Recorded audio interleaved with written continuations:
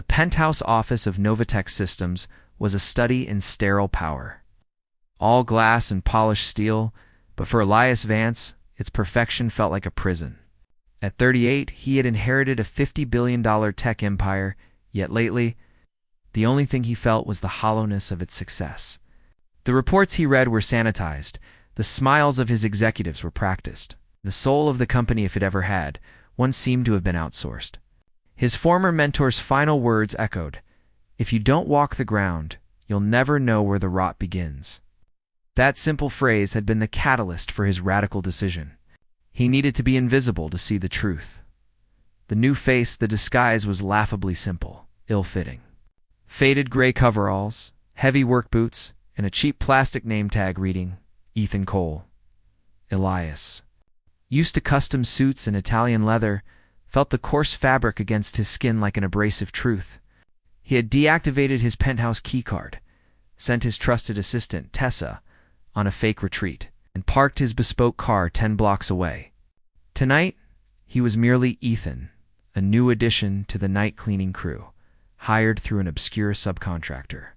He entered the Novatech service entrance at 10 p.m., the scent of disinfectant and stale coffee replacing the usual aroma of expensive wood and fresh linen. A new world underfoot. The shift began in the echoing marble lobby, a place Elias normally strode through as its unquestioned master. Now, he pushed a heavy mop bucket, the squeak of its wheels on the polished floor announcing his insignificant presence. No one looked up. The departing junior executives spoke over him as if he were part of the furniture, their conversations loud and careless.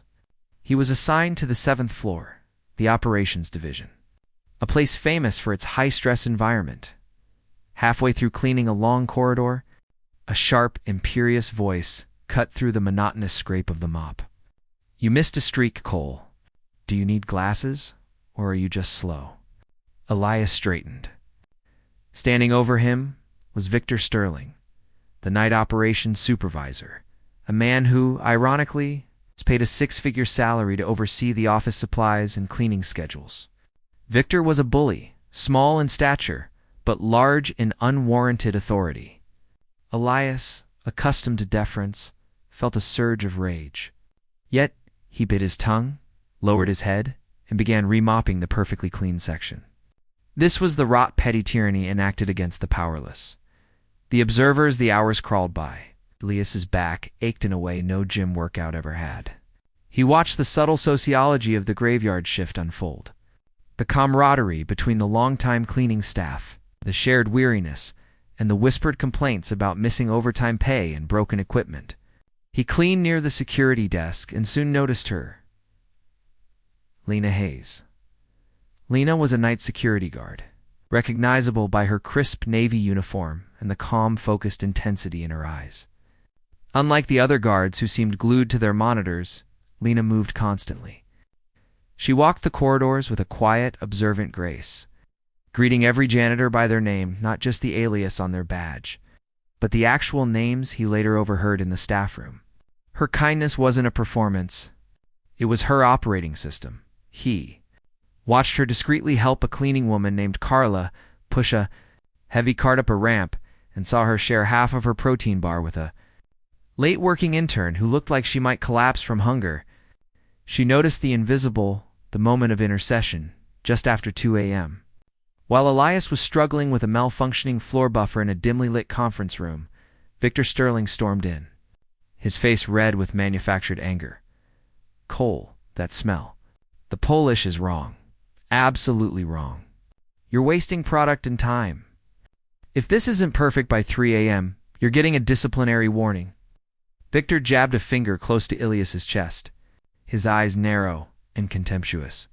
Elias instinctively tensed, ready to drop the disguise and unleash the authority he held. But just as he was about to speak, a steady voice entered the room. "Victor, the janitorial team uses the products mandated by Novatech facilities. The current polish is a Loader, eco-friendly brand. If you have an issue, file a facilities report. Don't yell at the staff." Lena stood in the doorway, her hands resting calmly by her sides, her posture impeccable. She wasn't aggressive, But her composure was an unyielding shield. Victor sputtered. "Stay in your lane, Hayes. I report to the head of operations. You report to security dispatch." Lena didn't flinch. "And I'm reporting an incident of staff intimidation. It's in my lane." "Go finish your reports, Victor."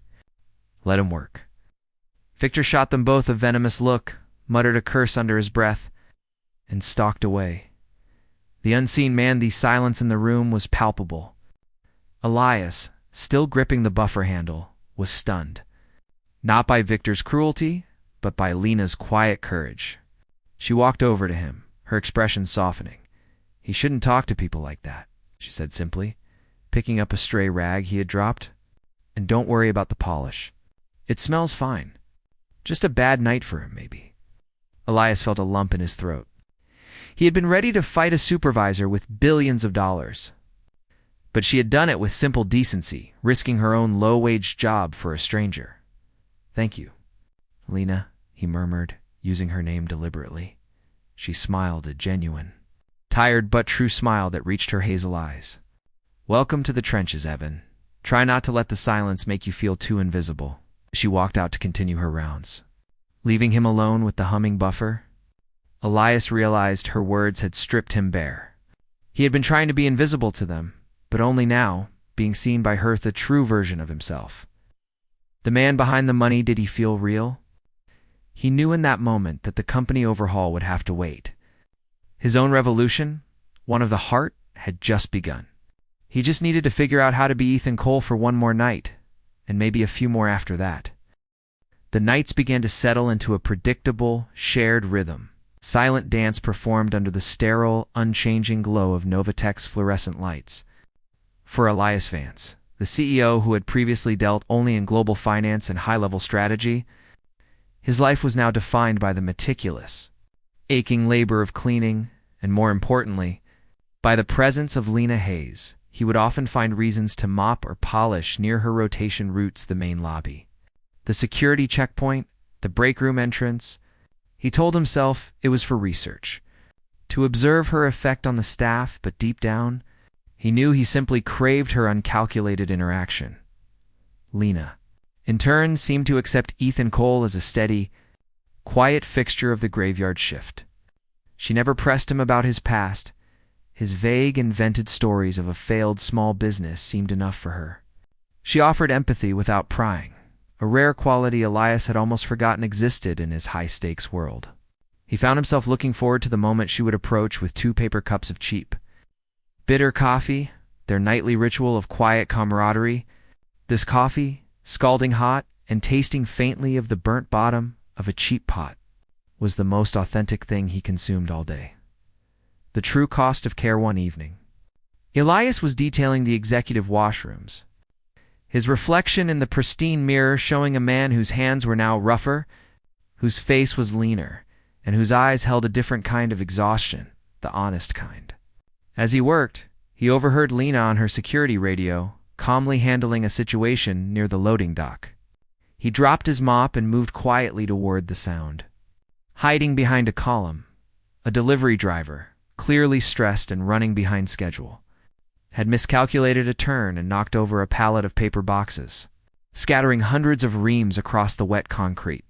The driver, a young man named Manny, was close to tears, knowing the delay and the damaged goods could cost him his job. Before the facilities manager could arrive and start shouting, Lena was already there. "It's all right, Manny," she said, her voice steady and low. "It's just paper. Let's get it covered up before the rain hits it, and then we'll stack what's salvageable." She didn't call for backup or stand back and supervise. She dropped to her knees in the damp alley. Ignoring the dirty water soaking into the knees of her uniform, began quickly separating the ruined paper from the dry stacks. Elias watched, unseen, as she reassured the distraught driver with practical instructions and gentle encouragement. She even managed to joke about the mess.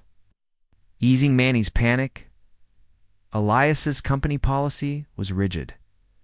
Damage meant immediate reports, potential penalties, and disciplinary action. Yet, here was Lena, protecting a low-wage worker from a system that was designed to punish mistakes, not forgive them. When they were done, she simply patted Manny's shoulder and said, "Go get that delivery made. I'll make sure the report reflects an accident, not negligence." Manny looked at her with pure, unadulterated gratitude. As Lena walked back toward the security desk, Elias intercepted her, pretending to be wiping down a nearby railing. "That was kind of you," he said softly. "You saved him a lot of trouble." Lena shrugged, wiping her damp hands on her pants. "What's the point of having authority if you don't use it to protect people?" She looked him in the eye, her hazel gaze piercing. "Manny works 2 jobs to pay for his son's daycare. One accident shouldn't cost him his livelihood, Ethan. That's just not how humanity works." Elias felt a sharp pang of shame. That's just not how humanity works. Yet his company, his creation, had fostered the very environment where Manny feared losing everything over wet paper. He realized his money and power had protected him from ever knowing the true cost of small, daily errors. Dreams unhold their conversations often drifted into quiet, personal territory during their brief shared breaks in the staff kitchen. Lena was always open, speaking about her life without pretense. She shared that she was working 3 different security shifts, saving money to help her older sister, Chloe, put her 2 children through a good but expensive school after Chloe's husband lost his job. "I was an EMT for a few years after the military," Lena explained one night, stirring her coffee slowly. "I loved the pressure, the feeling of real purpose. But the shifts were erratic, and I needed something steady, something reliable, to funnel money to Chloe." "You gave up something you loved for someone else," Elias noted. Leaning against the counter, watching her profile, Lena smiled faintly, a tired, beautiful curve of her lips. "It's not giving up, Ethan. It's prioritizing. You only get one family. I can always go back to the adrenaline someday. Right now, being Aunt Lena the bank is the job description." Elias felt a deep, unfamiliar emotion stirring, a mix of admiration and a protective urge he hadn't experienced since he was a teenager. His life had been about acquisition. Hers was about sacrifice. He wanted desperately to use his resources to help Chloe, to ease Lena's burden, but the slightest offer of financial help from Ethan Cole, the janitor, would be suspicious, perhaps even insulting. The secrecy was a barrier he was desperate to tear down. The invisible bridge, the connection between them, was built on these small, unseen moments. Elias would strategically leave behind a particularly warm pair of gloves, or a forgotten high-quality thermos near her station, knowing she worked long, cold nights. He never mentioned them, and she never acknowledged them. But he noticed the next day she would be using the thermos, or her hands, previously chapped from the cold, looked healthier one rainy midnight.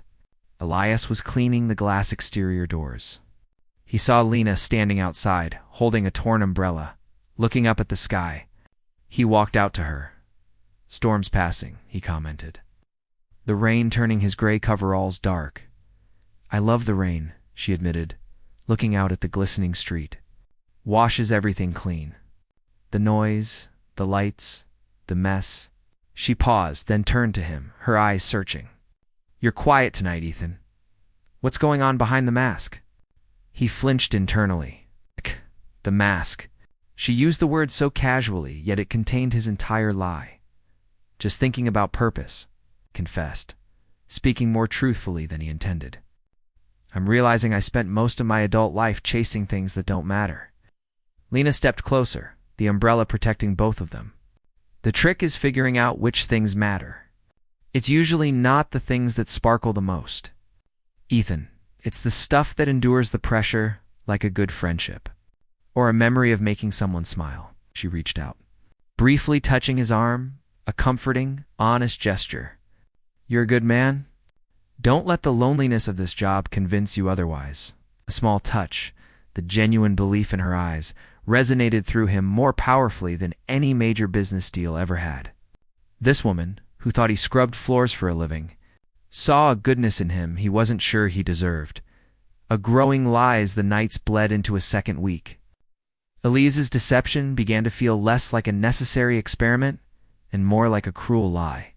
He was falling in love with Lena, not with the ideal of her, but with the quiet, resilient woman who valued integrity over everything.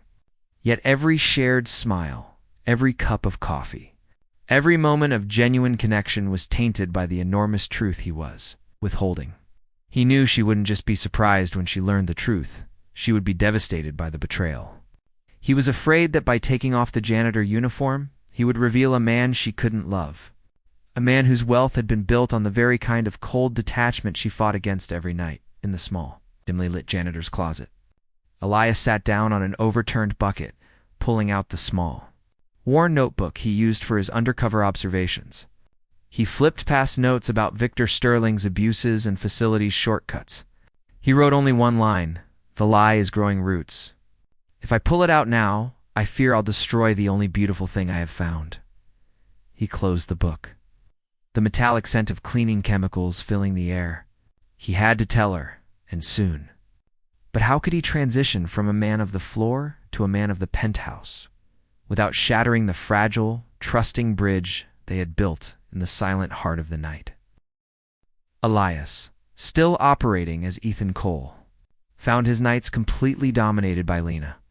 The sheer effort of maintaining his janitorial duties while simultaneously running a multi-billion-dollar company through discreet, encrypted communication with Tessa during the day had become secondary to the emotional calculus of his relationship with Lena.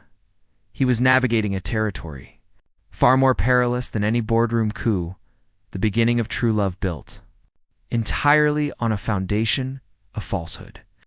Every genuine smile from Lena felt like an undeserved gift. Their routine reached its peak in the late hours. Around 3 a.m., when the building was truly quiet and the surveillance cameras seemed to blur into the background hum, they would meet in the unused hidden staff room near the subterranean loading docks space known only to the night crew. It was dusty, cramped, and smelled faintly of old cardboard, but for Elias, it felt like the only real place on earth, the true measure of wealth one freezing night. They sat together, sharing a thermos of weak tea Lena had brought from home. The conversation turned from their shifts to their futures, a topic Elias usually managed to avoid with a practiced ease. "So what's your big dream, Ethan?" Lena asked, wrapping her strong, capable hands around the warm mug. "Before the business failed, what did you want?" Elias had to improvise quickly, weaving a partial truth into his lie. "I wanted to build something honest. A company that looked after its people first. I wanted to prove that you didn't have to be cold to be successful." Paused, looking down at his worn boots. "I failed that test spectacularly. Now, I just want to figure out how to be useful again." Lena listened intently, her head tilted, the fluorescent light catching the faint scar near her temple. "You're useful now," she said gently. "You keep this place running, you look out for the older guys on the crew." She sighed, a deep, tired sound. "My dream is simple, maybe too simple. I want to buy a small house, big enough for me and Chloe's family, and maybe my grandfather. He needs constant care. Specialized medicine." Her grandfather, she explained, was a retired carpenter whose medical costs had already eaten through all her military savings and most of Chloe's stability fund. "He's stubborn, refuses to take state aid. Says he doesn't want to be a burden," Lena murmured, the worry etched clearly around her eyes. "He needs daily checkups, and the costs are crushing us. I work these 3 shifts just to cover the meds and the nursing aide who comes in the morning." The crushing, guilty Elias felt a cold wave of guilt wash over him. He could write a check right now without even glancing at his bank account. That would cover her grandfather's care for the next decade. He owned the building they were sitting in. It's the company that signed her meager paychecks. And yet he was sitting here, pretending to be as financially broken as she was. The lie was no longer just about observing his company.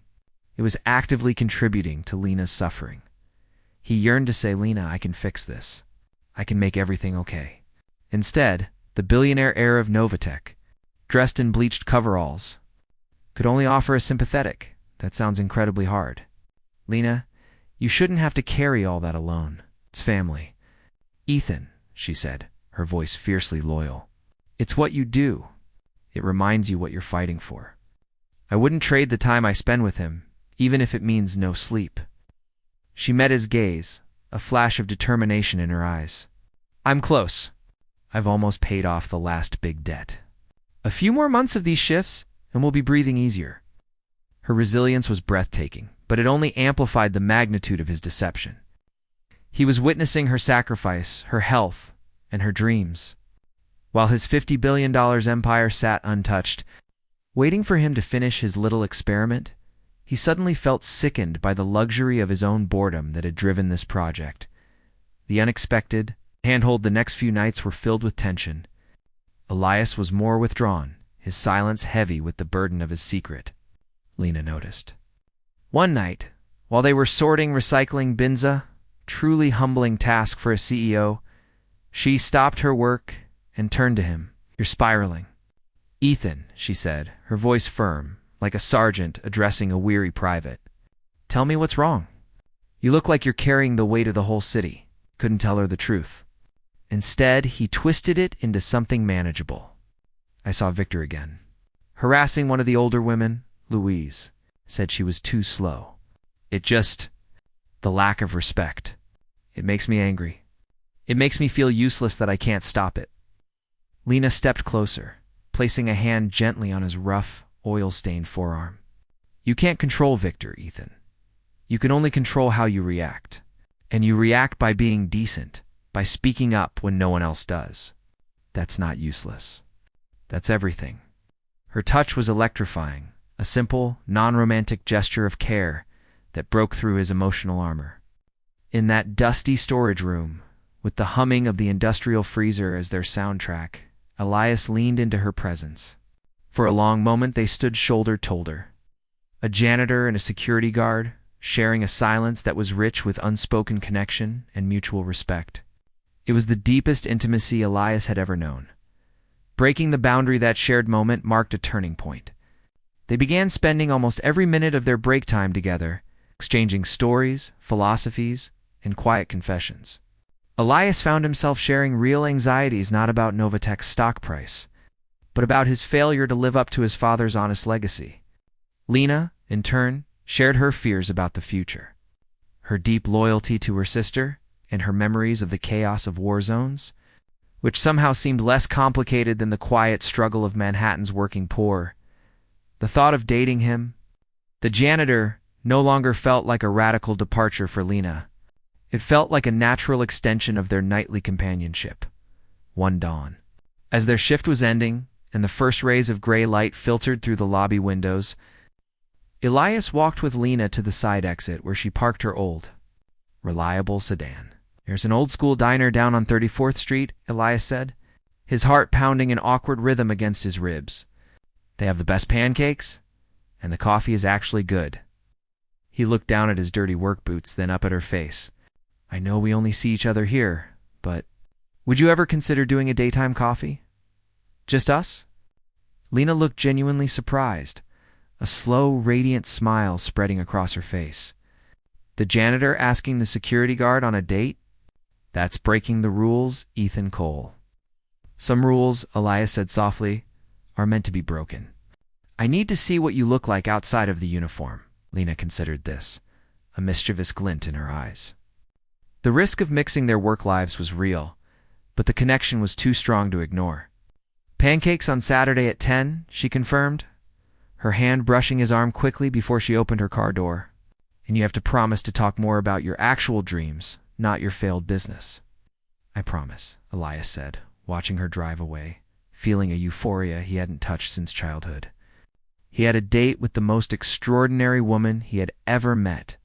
Now, he just had to figure out how to be Ethan Cole for that date without completely shattering the man who was Elias Vance. The simple truth was this: the uniform was coming off soon. And when it did, the $50 billion reality might cost him the only woman who had ever truly seen him.